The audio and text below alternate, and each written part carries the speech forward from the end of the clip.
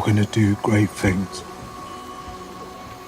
If any of them bastards tries to shame you, you show them who you are. Okay. On your knees.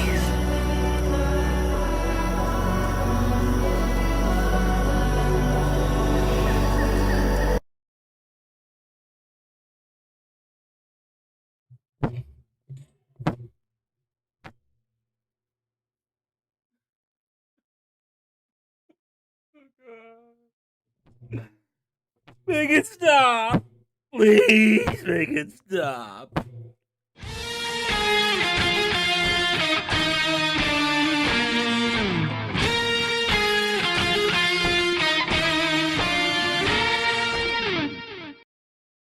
Howdy, y'all. I am Adam, the Renaissance Nerd, and my brain hurts. My brain hurts.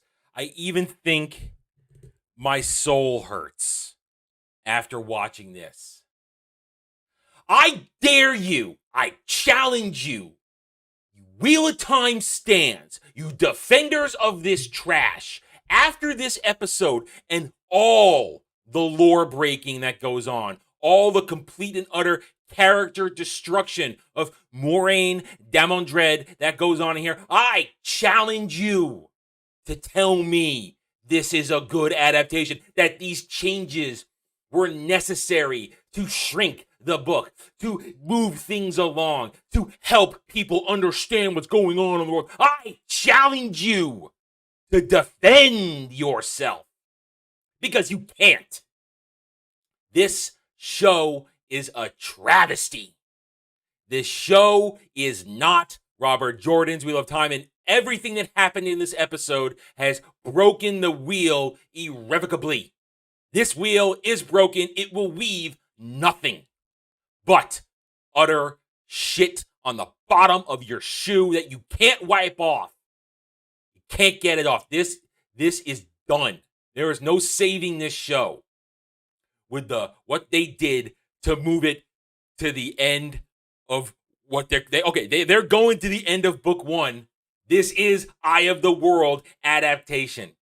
Oh, we're gonna get there. So, how am I going to do this? Normally, I break it down into character segments, and we follow their little plot arcs, but there's only one plot arc in this entire episode, and it's Moiraine, as she weaves her way through the episode, dragging behind her the sledgehammer of destruction that is Rafe Judkins and his entire writer's room. All right. Oh, boy. Let's get started, shall we?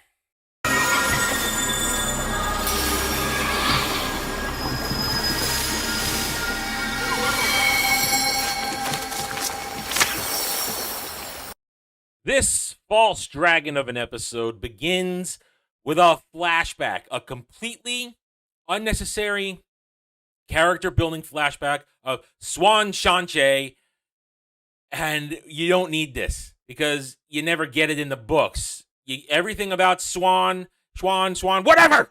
Everything about her is up front and center with her interactions, and at certain points when you're in her head. You get her backstory of being a poor fisherman's daughter. And, gotta get in that her father is crippled. He's crippled. And she can use the one power to help him with his fishing needs. And then, oh no, their poor little shack on the edge of the river down in Tyr. And in the back there, you see that's gotta be the castle of Tyr, the fortress of Tyr, the famous fortress of Tyr, which we know nothing about so far. Calm down, Adam. Calm down. I am riled up after this episode. I am Super Saiyan riled up.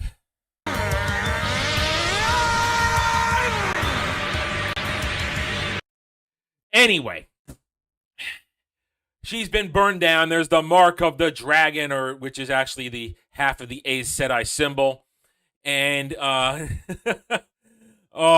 she now has to go off the Tar Valon to the White Tower. She doesn't want to. She doesn't want to because I want to leave her daddy.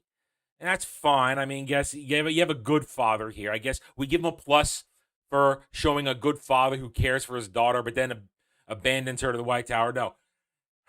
And then she's off to the White Tower to be betrayed. First of all, this is a complete bastardization of her backstory. According to the actual backstory, and I just double-checked it. Swan Shanchai, the day she learned to channel was the day the White Tower found her, and she was swept away without problem. Her father's house wasn't burned down. Her minority house, her minority father, this woman of color, and her father of color they weren't basically KKK abused. Is what that was. That's virtue signaling, folks. That's agenda right there. That's what that was. Black people being burned for being different. At least that's what I saw. So bam. There's the end of your intro. And now we're off to the beginning of Maureen's sad tale. Oh, God. I don't want to do this. But I am the Amelin seat. This is my tower, my city, my world. Okay, now we pick up where we last left off. In last episode, Sad Warden killed himself. Everybody's sad. And they're all afraid because the Amerlin seat is coming back from wherever she's been. I think they said she was in Camelin, which she never actually was. At least not in this way, shape, or form. And here comes the Amerlin. Race-swapped Amerlin, Swan Shanchai, parades into what is a pathetic rendition, a pathetic representation of the Great Hall of the White Tower. That's pathetic. That's unintimidating. It's unimposing. And it's poorly done. You read the books, you think it's this big, great hall where the sitters are there. There's the Amerlin seat, the physical Amerlin seat. And she'll walk in with the shawl and the staff, which she, of course, doesn't. No staff. And what they have on her shawl there is pathetic. That's really bad. You can barely even see the colors. So she makes a big parade entrance and blah, blah, blah, blah, blah. And then after demanding what's going on, then it's like, bring in the prisoner. We're going to talk to Logain. Here comes Logain, and after dressing him down, oh, you know why you're here. Oh, and he goes into speeches, I'm a man who can channel, and you're all afraid of me. Okay, he doesn't actually say that. He's basically saying, the Aes Sedai are hated everywhere, and I brought an army immediately because we were going to tear you down. That's why they came to my flag, and blah, blah, blah.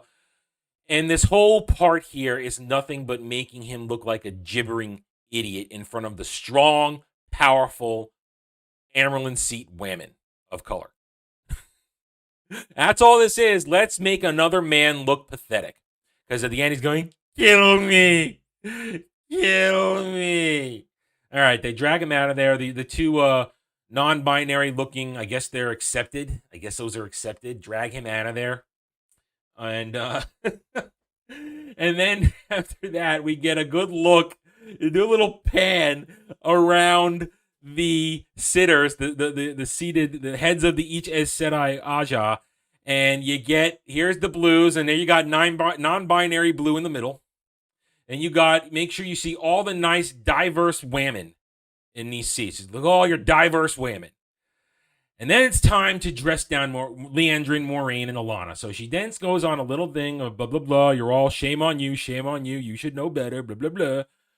And then she gets to Maureen and really puts on a show. And if you know the lore, you know it's a dog and pony show because, again, spoilers, because it's spoiled in this episode, although what they do, in reality, in actual Robert Jordan's Wheel of Time, Swan Shanchai, the Emerald Sea, she's in cahoots with Maureen. She knows exactly what's going on.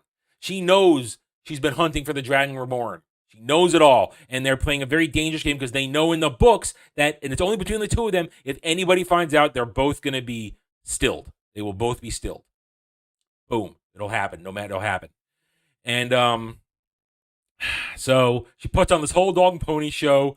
She gives that little rant you saw in the clip, that very powerful wham rant of "It's my world," and then making Moiraine bow down. And it's all dog and pony show. And if you, for a minute, thought that it was going to go the way of the books, you can kind of accept it because you know that they're in cahoots. But oh no. So we get the end of that. Moiraine leaves she leaves, and then there's a little confrontation with Alana, which is just them. It's more Game of Thrones pissing contest bullshit. More Game of Thrones pissing contest bullshit. And then, boom, we're off to Moraine's going to drag us through a couple more segments of the story where our actual main characters get a little bit of screen time, but really no. But what's coming up next? What's coming up in the next scene ruins. This is the first major lore break. And as I said, you stands, I challenge you to defend this next scene. Challenge you. I've healed him of his connection to the dagger, but it was feeding off the darkness in him as much as he was of it. Are you ready? Are you ready for the complete and utter destruction of one of the major plot lines that makes Matt? That makes Matt, that drives Rand throughout the second book in The Great Hunt. Major plot line that also connects to Pat and Fane. All these things. Are you ready for the complete destruction and the flippant dismissal of how dangerous something like the dagger from Shadar Logoth truly is? Because you're about to see it. Okay, Moiraine and Lon, they hurry off. They find Rand and Matt in an inn, and Matt is sick because he's dying from the poison of the creature from Shadar Logoth, whose name I can't freaking remember right now. Somebody feel free to say it to me in the comments below. In the books, in Robert Jordan's Wheel of Time, healing Matt, severing his connection to the dagger, requires many Aes Sedai sisters, those who are powerful in healing, i.e. the Yellow Aja. Moiraine she's a strategist. She's powerful, but she's not a real healer. And it takes the Amyrlin seat as well to do it in the books. It takes a lot of work. What they do before that is simply Band-Aid stuff. Yet even though we're here in Tar Valon, Moiraine, by herself, draws out the taint of the dagger from Matt. And then they just wrap the dagger in a cloth. And poof, we're done with the dagger from Shadar Logoth. Matt is fully healed. In the books, it takes Matt months to heal because he was so drained. He's supposed to look sickly. One of the ongoing running gags from Great Hunt to the Dragon Reborn, especially the Dragon Reborn, when Matt finally fully gets healed, is how much he just keeps eating and is never full to regain his strength. And how all of that is part of his story, part of Matt's story, Matt's growth. Now, boom, he's healed. He's done. Oh, but we're not done with Matt. Matt has yet to be fully broken because suddenly now, oh, no, I'm sorry, that's the end of the episode. That's the end of the episode. The full destruction of Matt Cawthon's character arc is accomplished in this episode. He is fully destroyed. He has no hope of becoming the glorious character. He is one of my top 3 favorite characters in the entire saga. I love Matt. Matt is awesome. What they do to him in this show at the end of the episode destroys it completely because you remove him from the events that make him so important to the lore. And I'm going to spoil the hell out of this shit. I'm sorry, people who are still reading this for the first time. There will be spoilers. I'm sorry. So, boom. Matt's healed. Off we go to our next segment in the bathhouse. I only got one pick from that because there was a lot of nakedness. It wasn't pretty naked at all. I wish you'd take meetings in the tower like the rest of us. I've been on the road for years, Megan. Don't begrudge me this. Yeah, I had to zoom in on that. There's nakedness, that ancillary nakedness that wasn't very pretty, and then there's close nakedness. You know, but skirting the lines, folks on the heads and necks. I think I'm okay. Anyway, so Maureen needed a schwitz. She needed a little sauna action. Also, you know, that's where she wants to have her secret meeting with Megan, the head of the Blues in this. Again, Megan is a real character in the Wheel of Time. Just, again, double-checked it, because it's been a while, but she's minor, because she exists way later in the books. Not here, not now, and definitely not in this fashion. But they've made use of another character. They've bastardized another character, much like they bastardized Valda in the previous episodes. And she basically dresses down Maureen for being out and about too much. She needs to come home. She needs to be a good little woman and, you know, have her time back at the tower. She needs to stop her, and she needs to focus on tower politics and not focus out on the world, because she won't tell her. Maureen won't tell what she's doing. She's saying you have to beg the Amaryllis for forgiveness. Beg her for forgiveness. And that's pretty much it for this scene. It's just Maureen still doing Game of Thronesy stuff, Game of Thronesy things. Don't you like Game of Thrones? Here it is, Wheel of Thrones. Anyway, and then, you know, you move on, and now it's time for our first installment of Egwene is the greatest in the world. Is he the dragon? There's much we don't know about the Dragon Reborn. What shape she or he will take, what power they will wield. And now it's time for our first installment in this episode of Egwene is the greatest ever. So Maureen arrives at Perrin and Egwene, deftly evading the fact that Rand and Matt are here and Nynaeve are around, although she brings Nynaeve in a little while, but deftly evades it. And basically, this whole scene is more fluff. It's more Game of Thrones mystery box fluff, where Egwene first gets to show how great and strong she is, while Perrin is curled up in a ball on the bed, waiting to be healed. You know, Egwene is big and strong. Perrin, the big dude, he's just in a ball on the thing. And Perrin, he says all 3 lines the entire episode and maintains his same stupid look. Okay, so Maureen and Egwene have a quick little chat, and you get that clip that I showed where once again they're reinforcing the stupidity that the Dragon Reborn might be a woman. And again, I'm laying even odds that they're going to make Egwene the Dragon Reborn. I'm laying even odds because she's questioning what happens to those who aren't the dragon. But she gets to be all powerful and this and that, and Maureen just keeps telling her we have to be careful. And that's pretty much it for the scene. And these scenes with other characters, the other so-called main characters, they're blips. They're seconds. They're done to either bolster them falsely or dismiss them entirely. Because now we're moving on. I should have seen what's coming next. I should have seen this coming. I didn't. I didn't see it coming. Meaning that's because I didn't think they'd do it, because I didn't think they would so drastically destroy Maureen and Swan Shanchai so horribly in their characters. I didn't think they would do this. And stupid me for not seeing this coming. I'll kill them myself before I let him hunt them. Good. And now we come to the virtue signal of virtue signals. We come to the complete and utter destruction of Moiraine Damondred. This is not Robert Jordan's characterization of Moiraine Damondred. What am I talking about? Well, the scene starts. You see Moiraine combing out her hair, getting ready for bed in her pretty thick night shift.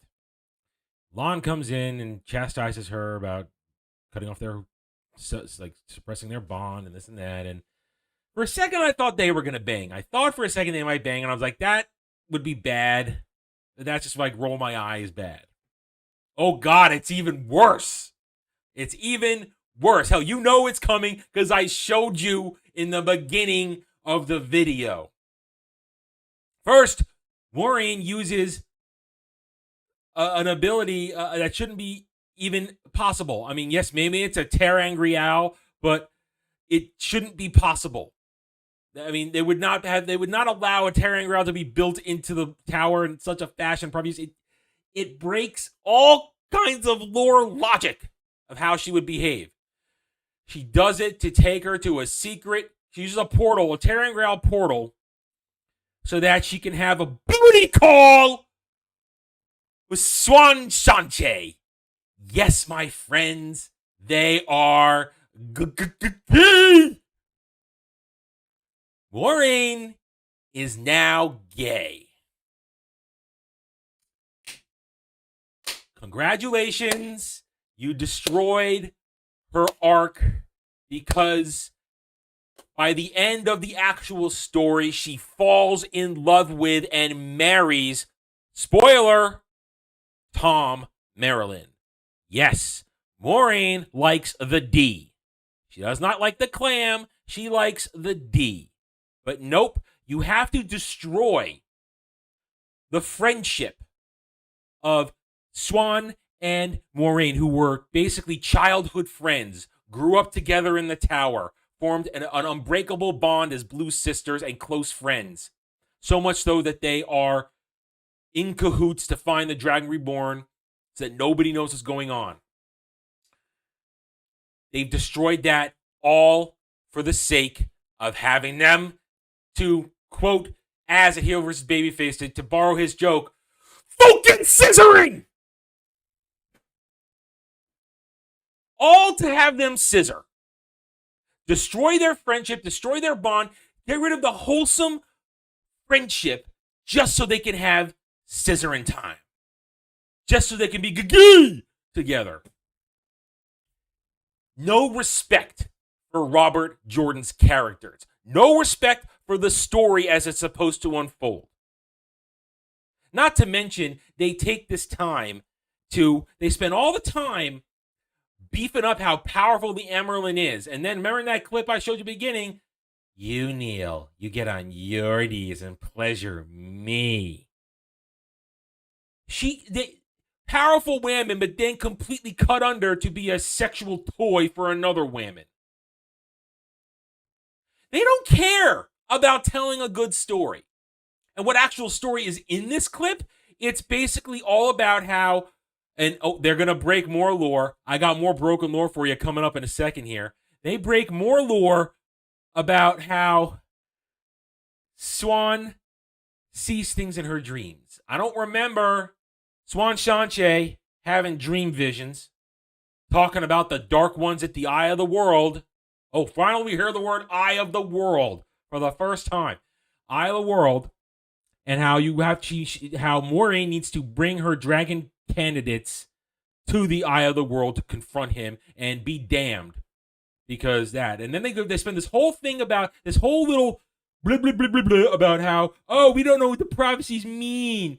Prophecy mean we don't know what the dragon is. We don't know anything. Why would they split the soul into 5? That's suddenly a rot. Are they going to split the dragon's soul in twain?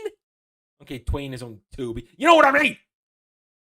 I mean, they're offering so many fan fiction theories to wrap around stuff. It's unbelievable how stupid this is.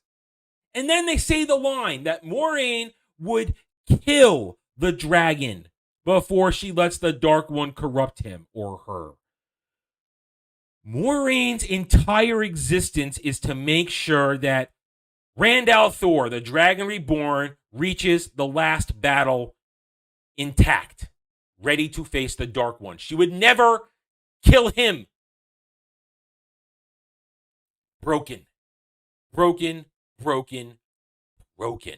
So on the way out, Maureen says, your punishment tomorrow has to be to exile me so I can basically have the freedom I need to move about.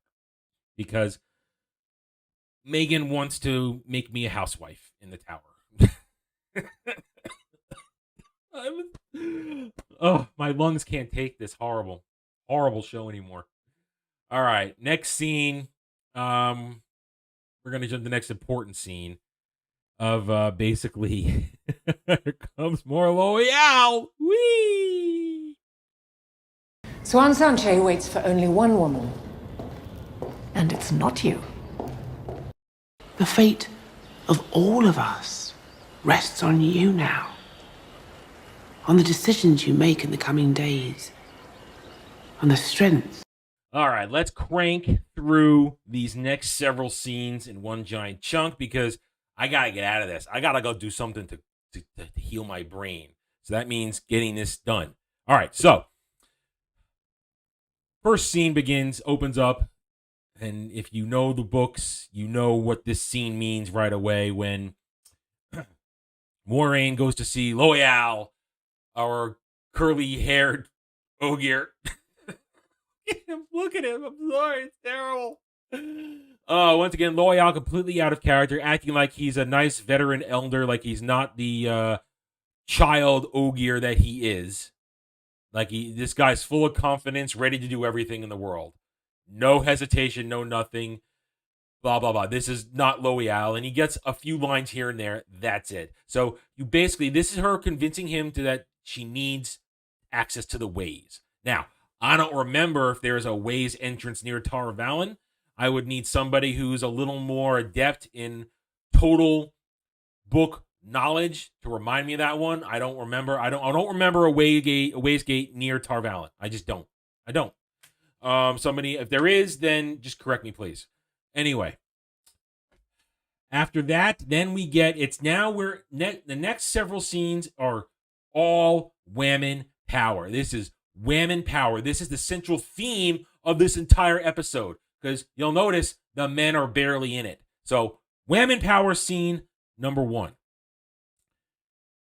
Nynaeve and Egwene are reunited in the Hall of the Tower as Moraine's trying to show them what their future will be, basically, as Aes Sedai. This is what you need to do. And Nynaeve goes into paltry bitch mode. Not bitch on wheels that we would like to see, but this is petulant bitch mode. This is total petulant bitch mode after early in the episode getting shown up by Moiraine when it came to healing Mat.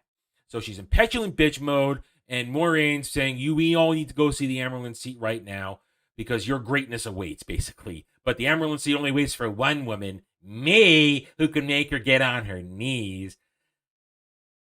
Ugh. Cut to the Amyrlin's private chambers.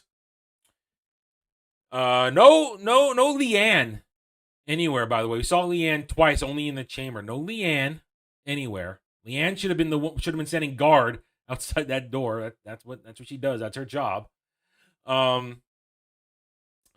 Anyway, I think it's Leanne. I think it's the right name. Anywho, so they go into the Amyrlin's quarters, and now we get this big moment where the Amyrlin basically says to Egwene and Nynaeve, you two are so powerful and so brave and strong, the world depends on you. Basically saying, you're going to be the heroes, the heroines. It's up to you. We don't need the men. The men don't matter.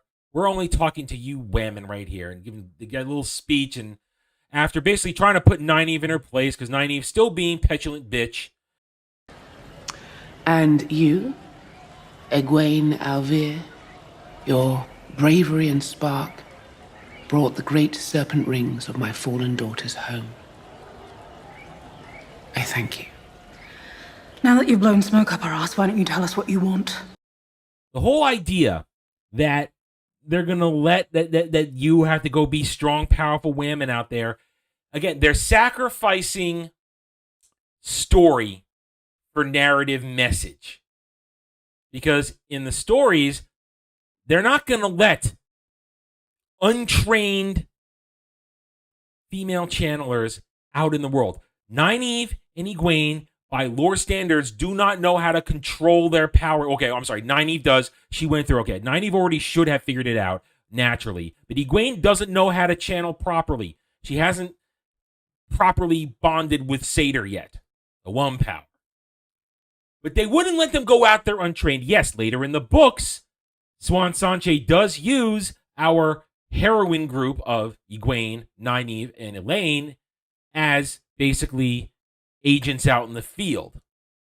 But that's later in the book. They've had like almost a year of training at that point. They're already very proficient in the one power.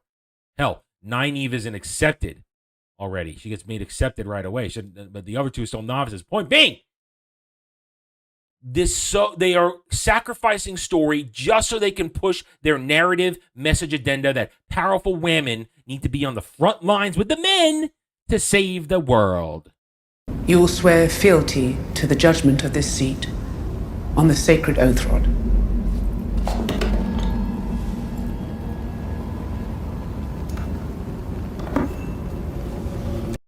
But we got one more women empowerment scene to go where the Amyrlin gives out her fake punishment to Moiraine in the hall, and everybody's so in awe of it and feels sorry. It's just, and again, this is pandering to you few moronic stands who are still holding on and saying this is a good adaptation. Oh, look, there's the oath rod. Ooh, look at the oath rod. Look, it's something from the books. Ooh, pandering. Shiny, jangly item. Look at the shinies. Look at the oath rod. Let's forget the fact that none of this ever happened. That we've completely destroyed the entire story of Eye of the World just so Moiraine could scissor the Amyrlin seat. Swan Shanchai. Just so they could scissor. That's why they did all this. That was why they did all of this. Don't let yourself be fooled. So big dramatic scene of how her loyalty has to be this and that, blah, blah, blah. Swearing the oath rod, and now you're exiled. But now Moiraine is free. Moiraine is free to put the story back on track so that get everybody to Eye of the World so we can reach it. So, yeah, this is an adaptation of a single book. It is. My God. All right, here we go. Final scene. Are you ready for the next biggest lore break is going to drop in this next scene? Defend it! I dare you. Feels good to see you. I told you I'd find you. Okay. Final scene. We are about to suffer two major lore breaks, both in actual lore history of Wheel of Time and major character lore break. So, Moiraine is free. She's riding out to the middle of nowhere near Tar Valon and comes upon the Waygate. She comes upon the Waygate, and Loial's waiting there for her. Here comes Lon, and one by one, the Edmonds Fielders arrive. You notice, I played the clip there. Egwene's like, I told you I'd find you. Again, emasculation of men. Common theme in this show.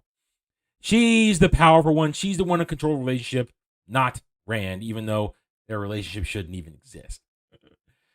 All right. Right away, everybody's asking her, we demand to know what you're doing now. You have to tell us.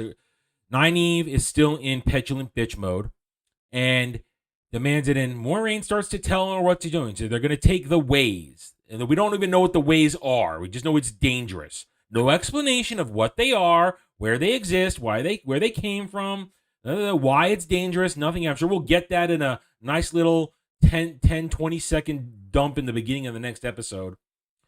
But, because it's the next episode titled The Ways. So they're going to spend the entire episode, I think, in the ways. And oh my God, how dumb is that? You spend 3 episodes dicking around in fanfiction world. Now we're sort of back on track because they do take the ways to get to the Eye of the World in the actual book. But they do it from Camelin, not Tar Valon. So now suddenly we've left fanfiction land and we're partially back on real, actual Wheel of Time story. They're going into the ways because it is the fastest way to get to the Eye of the World, which is in the north. Although they haven't said that. They haven't even said anything. They haven't said the word blight. And we're going to find out why in a second, because when pressed about why they have to go to the Eye of the World, Moiraine says this. And what's there? At the eye? The Dark One's prison, where he was trapped by the last dragon at the cost of almost everything. That's right. The Eye of the World is now the Dark One's prison? What? You know, she can't even say Louis Theron. They still haven't said Louis Theron Telemon in this show. Just called it the Dragon. Haven't even said Louis Theron. No, the Eye of the World is now the Dark One's prison. No, I'm sorry. The Dark One's prison is Sheol Ghul, which is deep in the Blight. That is the Dark One. Not the Eye of the World is something entirely different. Entirely different. It's a source of lifeblood for the world, guarded by the Green Man. I wonder if we're even going to see the Green Man. I wonder if we're going to see the Green Man at this point.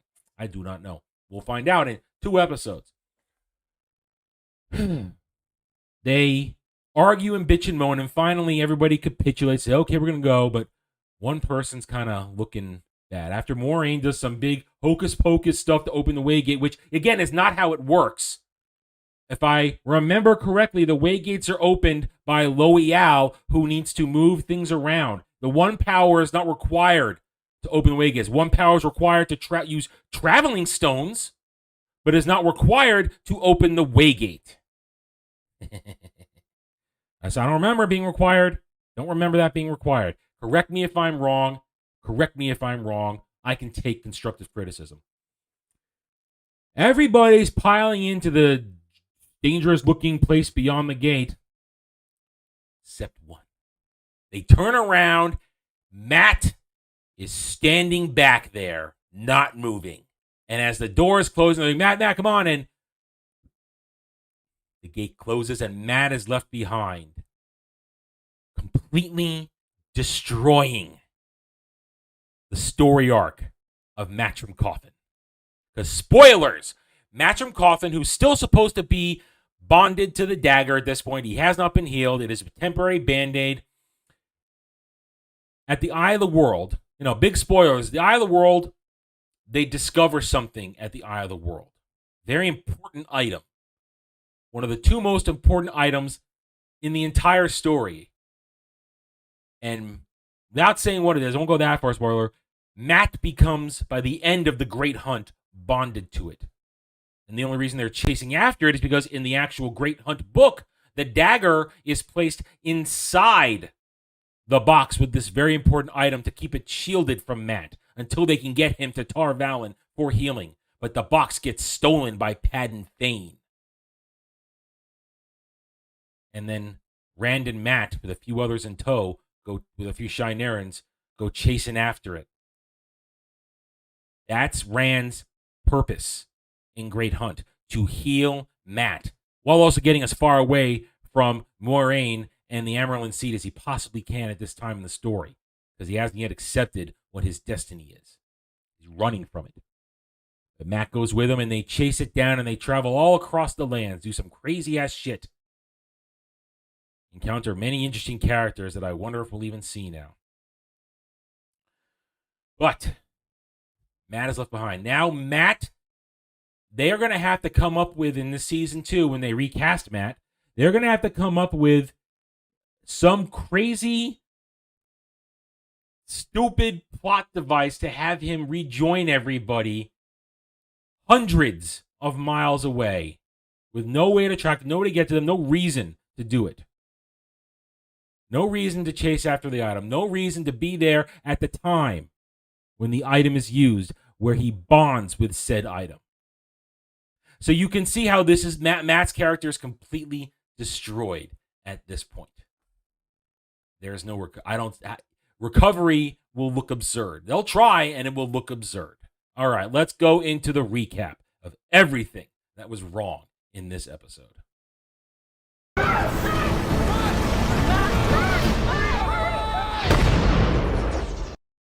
The wheel is broken. Nothing can be woven from it.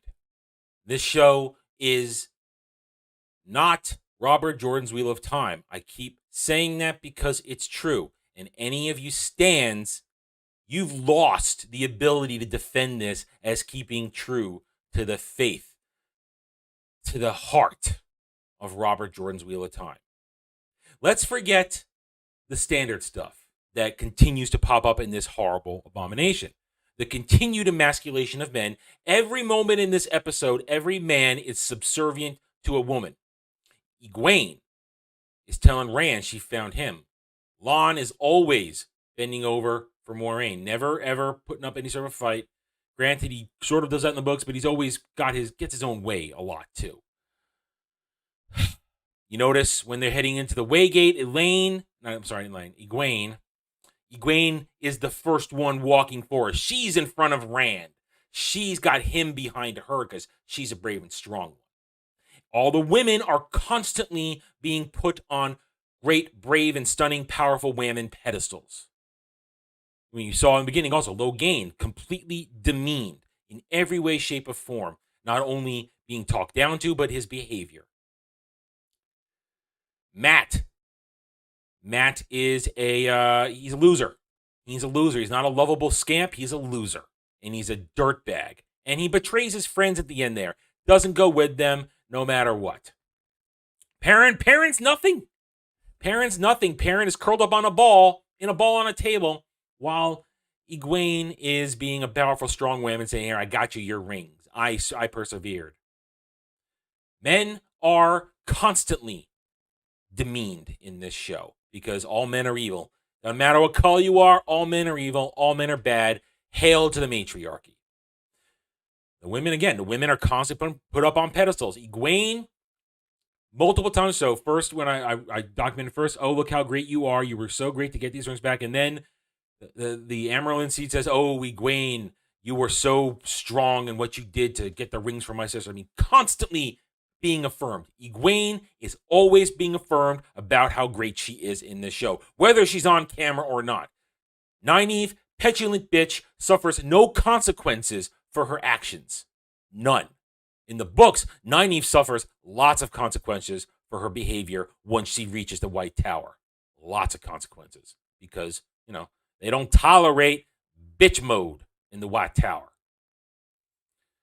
Got to see plenty of diversity all over the place because that's the most important thing. Make sure you see so much diversity you could choke a cow with it.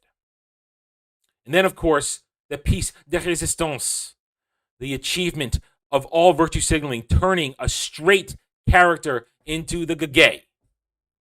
Turning Moiraine gay. Just so she could scissor Swan Shanchai. Just so they can scissor. Destroying their actual lore friendship just so they could have their special friendship. They don't care about telling the story. They really don't care because they break the lore. They've destroyed Moraine's character. They've destroyed Matt's character. They've trampled over history lore. The Dark One's prison is not at the eye of the world. Sheol.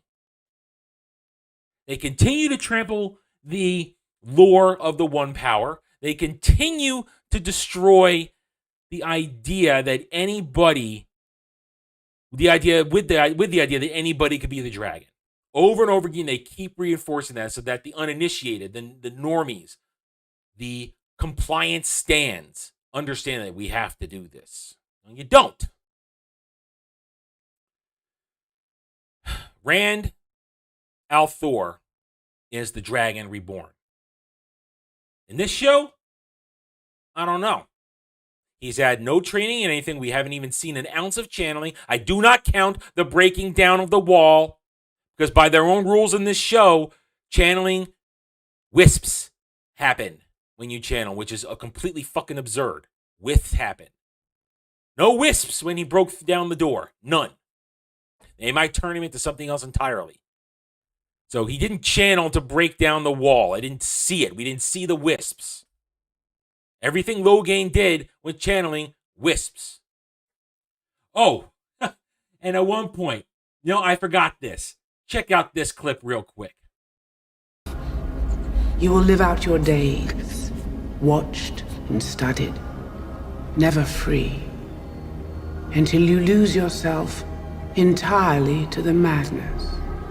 Yes. Breaking the lore again. Logain has been gentled. He is not going to succumb to madness anymore. That's the whole point of gentling to cut off madness. So they don't care about the lore. They've never cared about the lore. They care about their agenda. They care about their intersectional feminist, virtue signaling, identity politics, SJW, woke agenda. If they cared about the story, they would have told the story. We haven't gotten that story. 2 episodes to go. 2 episodes to go. And technically, we are sort of back. We're out of fan fiction territory, but we're in actual story territory with fan fiction roots. So we're going to probably see some stuff that happened in the Eye of the World book, but it's all going to be tainted by the fan fiction world building that has gone on thus far. All right, as I said, I got 2 more episodes to go. Just so you guys know, I am starting to put together a panel to do an autopsy of season 1 when all is said and done. So look forward to that. An entire stream of the roundtable will be devoted to ripping this monstrosity to tatters. All right, I'm done. Thank you for watching this review. If you enjoyed it, a like would be very much appreciated. And I encourage you, I invite you to subscribe to my YouTube channel. You can also follow me on Odyssey. I'm here to earn your trust and support with honest takes. Honest takes. Hit the notification button. Share my video if you like what I'm preaching, and please comment away. You don't have to agree with me, but if you're normal and have a different opinion, we can probably find common ground because that's what normal people do. We are not SJWs. We are not mindless, brainless, psychotic, cognitive dissonance stands who are cowards behind keyboards. I don't care what they think. I will never care what they think. And if we don't listen to them, they have no power. Thank you again for watching this review. See you at episode 7. Howdy, y'all. The first chapter of my fantasy novel, Guardian of Innocence, is now available for free.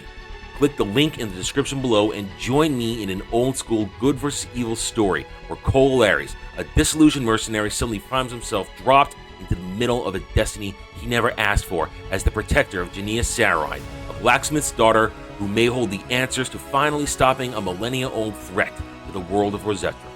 Cole's perceptions of love, family, trust, loyalty, as well as his very beliefs in fate versus free will shall be tested as he struggles to keep Jania safe from the minions of the dreaded Zabor Tal, former champion of the gods and now ruler of the long-forgotten Yis Empire.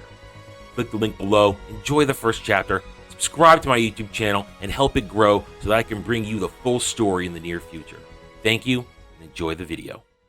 Thanks for watching, everyone. I don't do Facebook. I will never do Twitter. If you want to reach out to me, email me at therednerd@gmail.com. I'm on Getter now, at TheRedNerd, the Geeks and Gamers forums under @ROAS, and you can also follow me on Odyssey at The Renaissance Nerd. Thanks again for watching. Take it easy.